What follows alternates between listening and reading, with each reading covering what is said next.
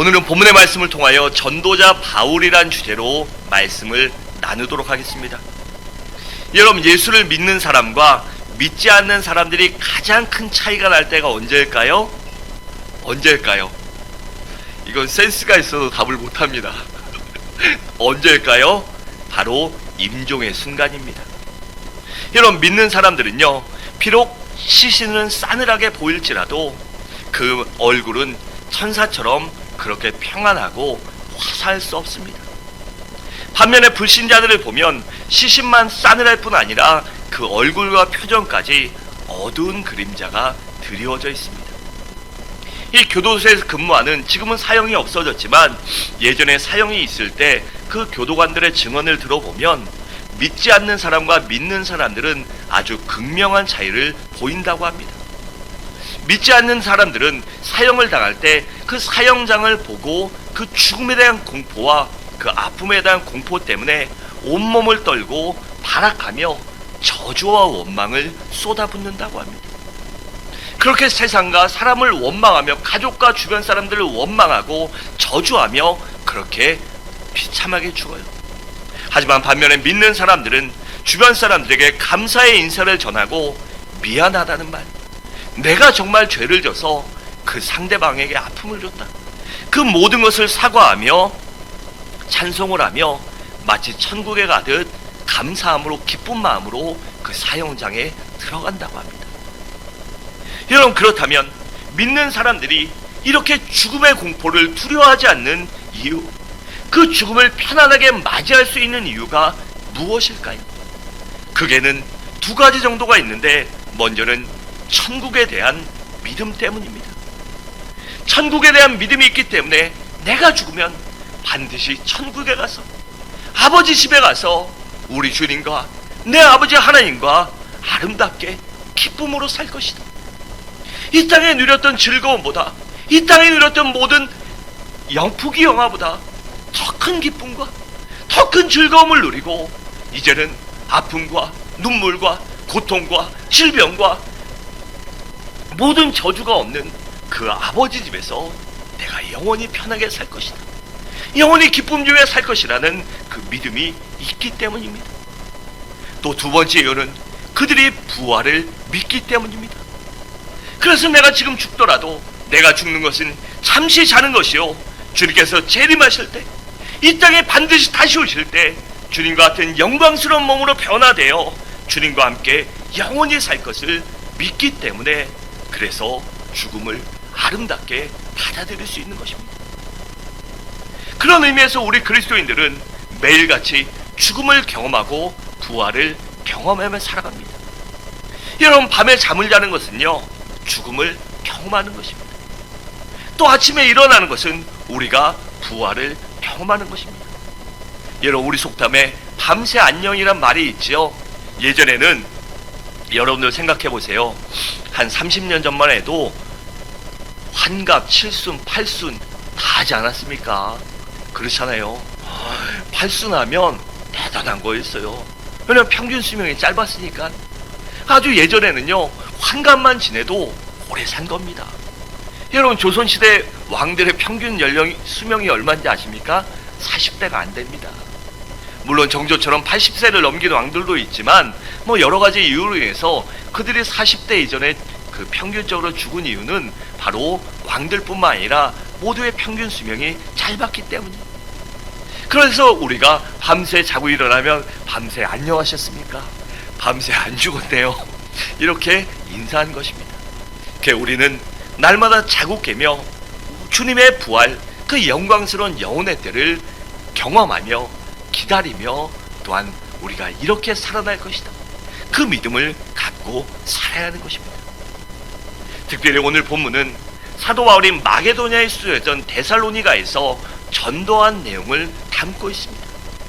그래서 바울의 전도를 보며 우리가 전도가 무엇인가, 전도의 원칙과 방법과 또한 우리가 배워야 할 점이 거기에 나열되어 있는데, 그렇다면 우리는 본문을 통해 무엇을 배울 수 있을까요? 첫째로 바울의 전도 원칙입니다. 1절과 2절은 이렇게 말씀합니다. 그들이 암비볼리아와 아볼로니아로 다녀가 데살로니가에 이르니 거기 유대인의 회당이 있는지라.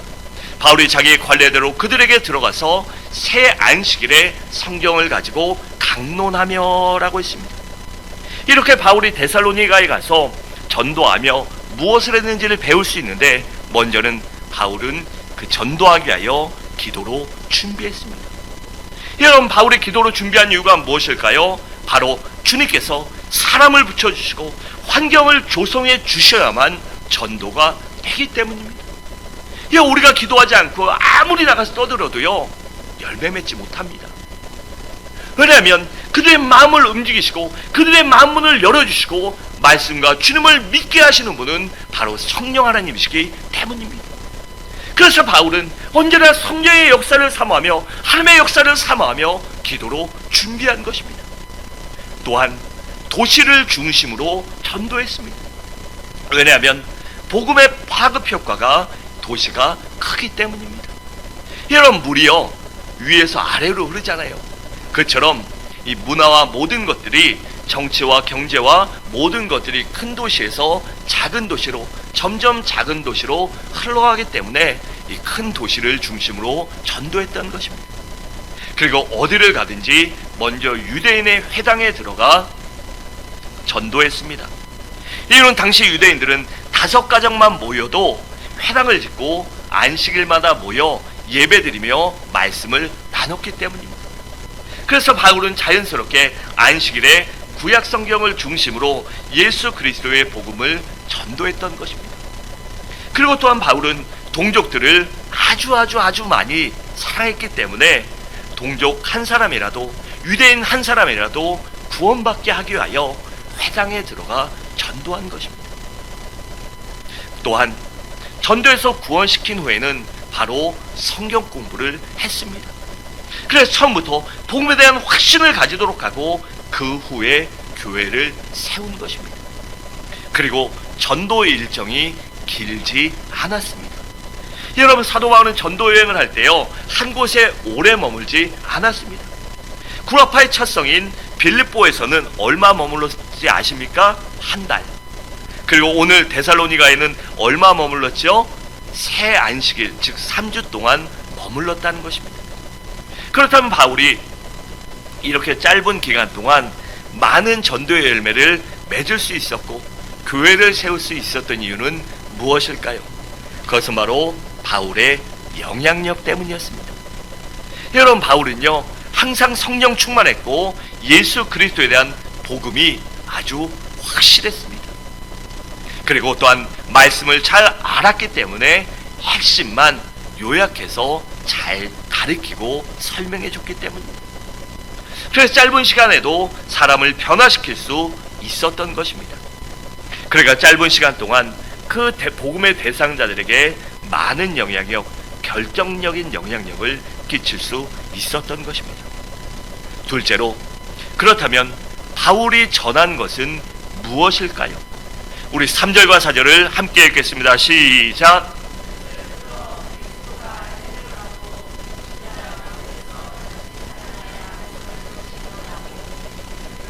내가 너희에게 전하는 이 예수가 그리스도라 하니 그 중에 어떤 사람 곧 경건한 헬라인의 큰 무리와 적지 않은 귀부인도 권함을 받고 바울과 실라를 따르니 아멘. 여러분, 사도 바울이 전한 복음의 핵심은요 바로 예수 그리스도의 죽으심과 부활이었습니다. 우리가요 복음을 증거할 때, 그리고 우리가 믿음을 가질 때, 이 복음의 기초를 가질 때 예수의 십자가의 죽음만 강조해서는 절대 안 됩니다. 예수의 죽으심과 부활이 있어야만, 반드시 부활이 있어야만 우리가 확실한 복음이 되고 또한 우리가 천국에 갈 수 있기 때문입니다. 그래서 사도 바울은 이렇게 전도한 것입니다. 예수님께서는 우리의 죄를, 나의 죄를 대속해 주시려고 십자가에서 죽으시고 하나님께서는 그 십자가에 죽은 예수를 3일 만에 다시 살리셨다. 그래서 예수님만이 온 인류의 유일한 그리스도 구세주가 되셨습니다. 그래서 누구든지 십자가에서 죽으시고 부활하신 예수님을 구세주로 믿으면, 나의 주 나의 하나님을 믿으면 죄사함 받고 영생을 얻어 하나님의 자녀가 된다라고 그렇게 증거한 것입니다. 이것이 바로 복음이요 구원의 핵심인 것입니다. 여러분, 사도 바울뿐 아니라 주님의 다른 제자들도 바울과 동일한 내용을 증거했습니다. 그들이 전한 것도 예수께서 우리들의 죄 때문에 죽으시고 하나님께서 그를 다시 살리셨다. 그래서 예수님만이 온 인류의 유일한 구세주가 되셨고 누구든지 그 예수를 믿기만 하면 죄사함 구원받아 하나님의 자녀가 된다라고 그렇게 증거했습니다. 여러분, 예수 그리스도의 부활은 복음의 핵심 중에 핵심입니다. 주님의 제자들과 다른 제자들, 그 사도들과 다른 모든 제자들을 보세요. 그들이 무엇이 그들을 변화시켰을까요? 바로 예수의 부활이었습니다.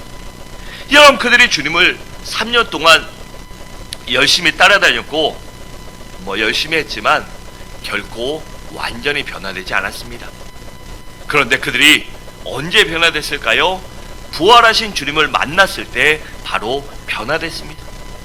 요한복음 20장 18절에 보면 주님의 부활을 목격한 막달라 마리아가 주님의 죽으심 때문에 좌절과 두려움 속에 떨고 있던 제자들에게 달려가 내가 주님을 보았다라고 그렇게 외칩니다. 그러니 그 막달라 마리아의 말을 들은 제자들이요 많이 놀라고요, 그들이 아직까지도 마리아의 말을 믿지 못했습니다. 그때 어떤 일이 일어났죠? 바로 주님께서 믿음 없는 그 제자들에게 나타나셔서 그들을 만나주십니다. 그런데 주님께서 그 만나주셨던 제자들에게는 이 특징이 있는데 그들이 어떤 특징을 갖고 있었을까요? 베드로는요 주님의 말씀대로 주님을 3번씩이나 부인했습니다. 내가 주님을 차라리 죽을지언정 결단코 주님을 부인하지 않겠다, 죽어도 부인하지 않겠다라고 했던 그 베드로는요 3번씩이나 부인했습니다. 또 주님의 육신의 동생인 야고보도 그 예수님과 평생 살면서 함께 봤음에도 불구하고요 주님의 부활을 믿지 못했습니다. 또 바울은 어떤 사람입니까? 그 주님 믿는 자들을 열심히 정말 아주 열정적으로 핍박했던 사람입니다. 그렇게 믿음 없는 사람, 그렇게 주님을 핍박했던 사람들이 부활하신 주님을 만남으로 인하여 완전히 180도 딴 사람으로 변화됐습니다. 그래서 주님의 부활을 증거하며 그것을 믿지 못하고 핍박했던 사람들이 그 주님의 부활을 증거하며 온갖 핍박과 환난과 매질을 당함에도 불구하고 기쁨으로 감사함으로 그것들을 당하며 내가 주를 위해 당하는 고난, 이것이 천국아 반드시 상급으로 돌아오리라. 여기서는 아프고 눈물 흘리지만 반드시 그 영혼의 심판대 앞에서 내 아버지 하나님, 우리 주님께서 나에게 갚아주시리라. 그러한 믿음으로 그러한 환난과 어려움을 기쁨으로 당했습니다. 또한 그뿐만 아니라 주님을 위해 순교까지 할 수 있는 믿음의 사람으로 변화된 것입니다. 여러분, 이처럼 주님의 제자들은요 주님을 처음 만났을 때는 아주 별 볼 일 없던 사람들이었습니다. 하지만 부활하신 주님을 만나고는 그들이 완전히 변화되어 약한 자가 강한 자로 변화되었고, 겁쟁이가 겁 많던 사람이 두려움에 떨고 있던 사람들이 용기 있는 담대한 사람으로 변화되었습니다. 또 우리와 같은 필부필녀들이 정말 우리보다 못한 초라했던 사람들이 지도자로 변화되었습니다. 여러분, 이것이 바로 부활의 능력입니다. 그러므로 우리 모두 부활하신 주님을 만남으로 인하여 우리도 이를 같은 부활의 능력을 누리시길 축원합니다. 그렇다면 우리들이 부활하신 주님을 만나려면 어떻게 해야 할까요? 어려울까요? 쉬울까요? 어려울까요? 쉬울까요? 그렇죠. 아주 쉽습니다. 어려운 것이 아니에요. 우리가 부활하신 주님을 만나려면 어떻게 해야 될까요? 먼저는 예수를 나의 구주로 믿으면 됩니다. 다음으로는 말씀을 믿고요, 믿는다면 읽어야 되죠. 믿는데 안 읽으면 믿지 않는 것입니다. 여러분들 성경 말씀을 매일매일 묵상하시기 바랍니다. 또한 성령 충만을 받으면 됩니다. 왜냐하면 성령 하나님이 바로 부활하신 주님의 영이시기 때문입니다. 그래 우리가 예수를 구세주로 믿고 믿는 순간 성령님이 내 안에 내주하셔서 나에게 말씀이 믿어지게 하시고 깨달아지게 하시고 생각나게 하시고 지킬 수 있는 힘과 능력도 주시기 때문에 그 성령 충만을 받으면 우리가 부활하신 주님의 능력과 은혜를 경험할 수 있는 것입니다. 셋째로, 그렇다면 바울이 전도할 때 어떠한 반응이 나타났을까요? 바울이 성령 충만해서 전도했는데 어떠한 반응이 나왔냐는 것입니다. 우리 4절과 5절을 함께 읽겠습니다. 시작.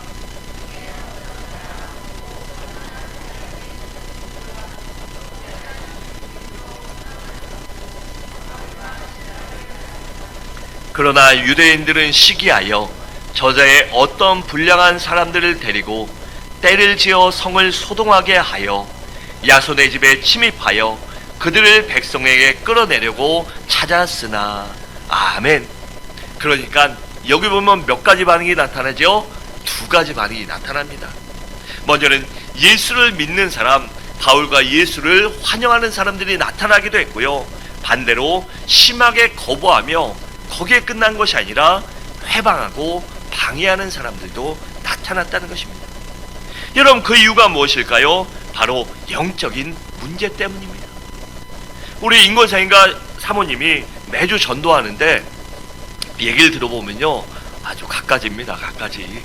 저도 그 노방전도하고 막 전도해 볼 때 보면 갖가지 반응이 나와요. 저희 사모한테 들은 얘기 중에 이렇게만 하루에 얼마 받아요? 그 얘기 듣고 저는 정말 쇼킹했어요. 이 군산이 이 한때 90년대 후반에 전 세계에서 교회가 인구수 대비 가장 많은 교회로 기네스북에 등재됐었대요. 군산 정말 교회 많거든요. 그리고 얘기해보면 다 교회를 다니거나 다녔던 사람들. 지금은 끊었다, 쉬었다, 뭘 끊었는지 모르겠지만 끊었다, 쉬었다 하는 분들이 많은데, 그럼에도 불구하고 그렇게 말한다는 것이요, 정말 이해가 안 됐어요. 그렇게 우리가 복음을 전할 때는요, 여러 가지 반응이 나오는 것입니다. 여러분, 바울이 전도하자 믿은 사람들은 바로 성령의 역사 때문입니다. 성령님께서 그들의 마음을 열어주시고 복음을 깨닫게 하시고 불러주시자 그들이 예수님을 믿게 된 것입니다. 여러분, 빌립보 교회 루디아를 보세요. 사도행전 16장 14절에 보면 이렇게 말씀합니다. 두아디라시에 있는 자세곡감 장사로서 하나님을 섬기는 루디아다 하는 한 여자가 말을 듣고 있을 때 주께서 그 마음을 열어 바울의 말을 따르게 하신지라 라고 했습니다. 그러니까 성령님이 그 마음을, 루디아의 마음을 열어주시고 바울의 말, 즉 복음을 받아들이게 하셨다는 것입니다. 이처럼 성령님이 역사하셔만 우리 주님을 믿을 수 있고 영접할 수 있고 말씀을 받아들일 수 있습니다. 반면에 성령에는 사단이 역사하면 본인도 안 믿을 뿐 아니라 다른 사람들을 선동하기도 하고 소동을 일으키기도 합니다. 심지어 정치적인 이슈를 만들기도 하고 이 여론 조작을 하기까지도 합니다. 그래 6절과 7절은 이렇게 말씀합니다. 발견하지 못하며 야손과 및 형제들을 끌고 읍장들 앞에 가서 소리질러 이르되 천하를 어지럽게 하던 이 사람들이 여기도 이름에 야손이 그들을 맞아 들였도다. 이 사람들이 다 가이사의 명을 거역하여 말하되 다른 임금 곧 예수라는 이가 있다 하더이다 라고 했습니다. 그러니까 무슨 말입니까?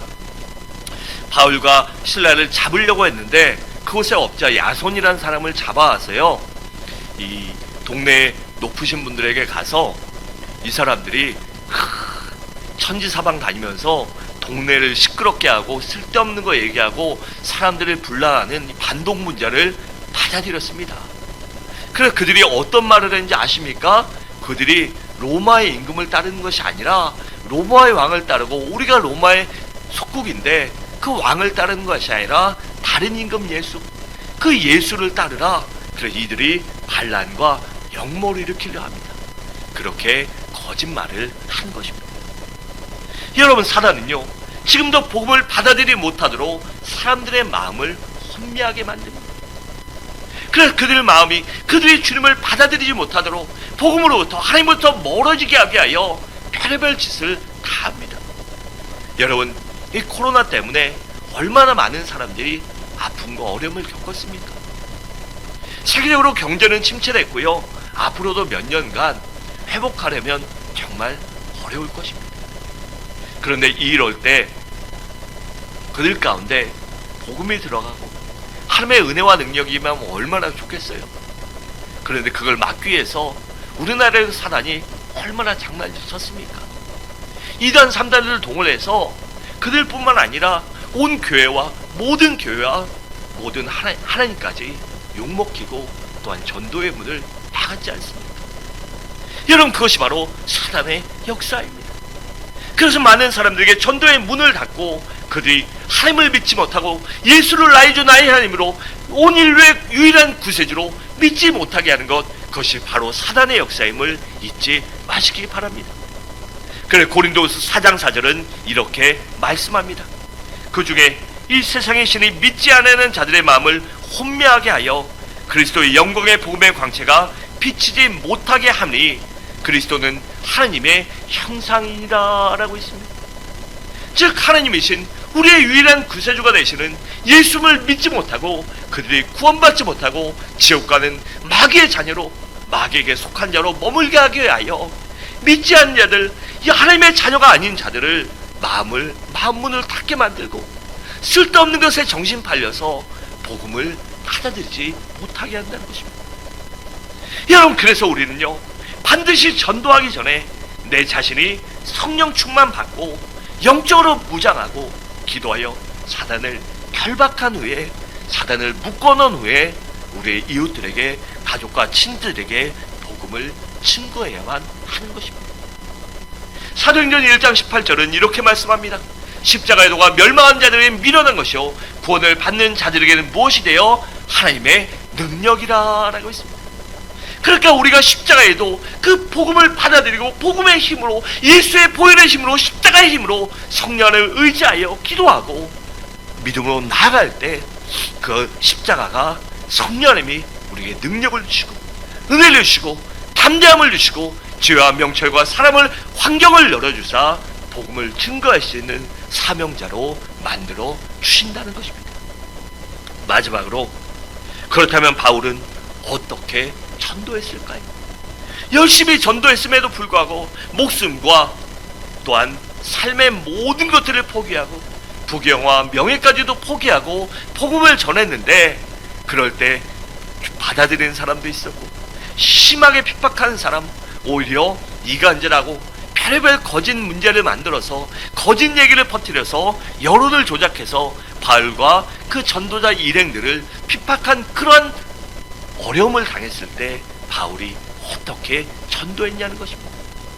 바꾸어 말하면 우리도 복음을 전할 때 이런 문제를 당할 수 있고 어려움을 만날 수 있고 환난과 담에 깝깝한 담에 마주할 수 있지만, 그럴 때 우리도 어떻게 해야 하는 것입니다. 무엇보다 바울은 담대하게 전도했습니다. 그 이유는 무엇일까요? 바로 하나님이 나와 함께 하신다. 하나님이 나와 함께 하신다는 임마누엘의 신앙이 그가 가지고 있었기 때문입니다. 여러분, 한번 생각해 보세요.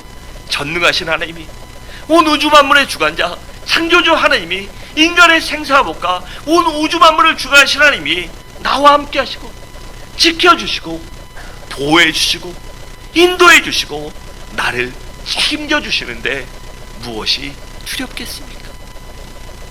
그래서 바울은 그 하나님을 믿었기 때문에, 임마누엘의 신앙을 가졌기 때문에 담대하게 복음을 증거할 수 있었고 담대하게 믿음으로 살아갈 수 있었던 것입니다. 우리 사도행전 18장 9절과 10절을 함께 읽겠습니다. 시작.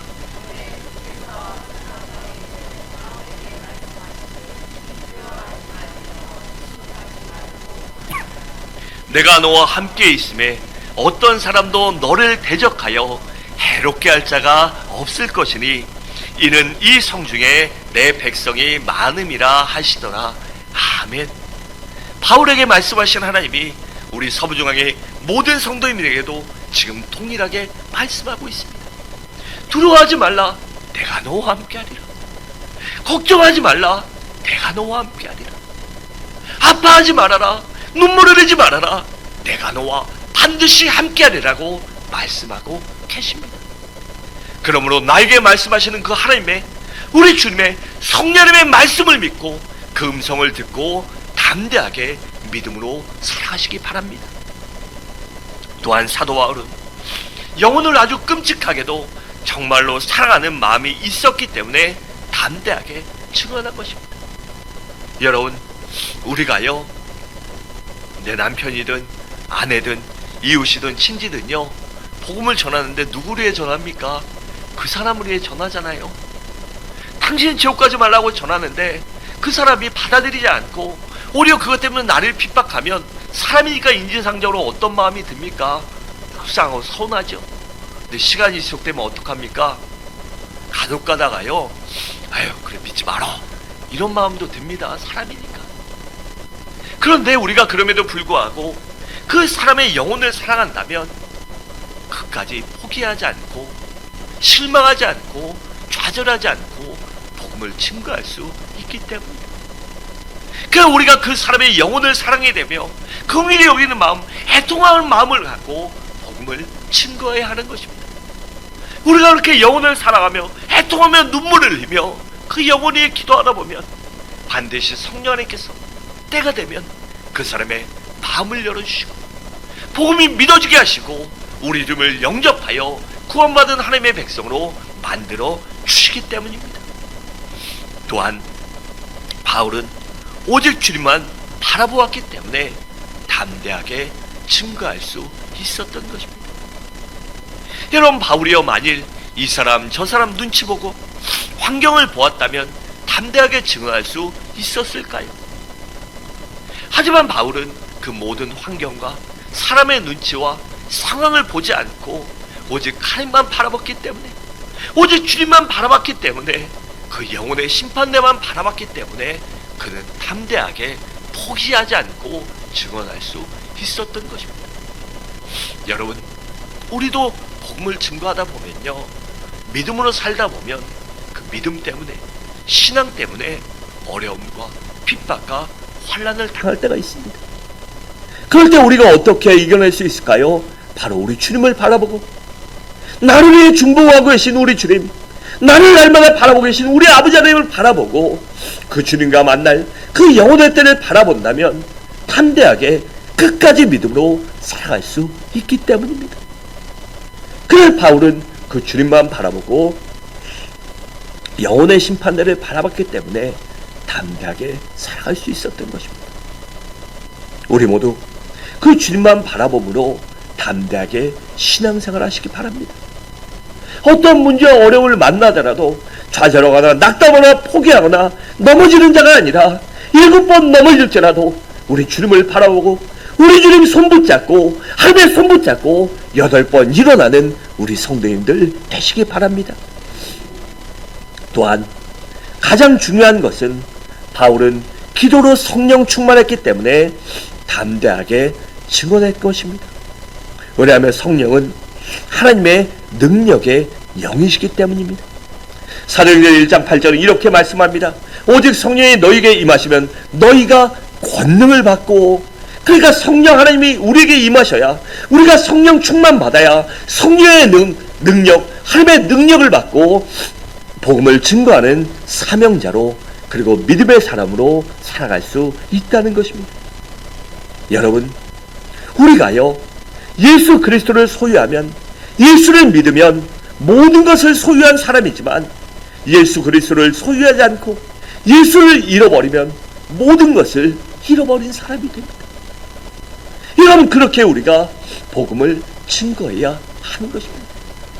여러분, 예수 없이 이 땅에서 아무리 즐겁게 살아도요, 마지막 날 예수가 없는 사람은 어떻게 됩니까? 지옥에 갈 수밖에 없습니다. 그 지옥에 가서 영원한 형벌을 당할 수밖에 없고, 끔찍한 고통, 말로 표현할 수 없는 그 마귀의 저주 아래 영원히 고통받게 됩니다. 하지만 예수를 믿고 구원받는다면, 예수를 소유한다면 그 사람은 우리와 함께, 먼저 믿은 우리와 함께 주님 나라에 가서 영원히 기쁨의 잔치에 살게 됩니다. 그러므로 반드시 그들의 영혼을 사랑함으로 복음을 증거해야 하는 것입니다. 사랑하는 성도 여러분, 말씀을 마치도록 하겠습니다. 우리 모두 사도 바울을 본받아 열심히 전도하시기 바랍니다. 그리고 그동안 전도하지 못한 나약함과 미안함과 불신앙에서 벗어나 열심히 전도하시기 바랍니다. 그래서 내 자신도 부활의 신앙을 확실히 하고 죽어가는 영혼도 살리는 은혜와 축복을 누리는 섬중앙의 모든 성도님들 되시기를 주님의 이름으로 간절히 축원합니다.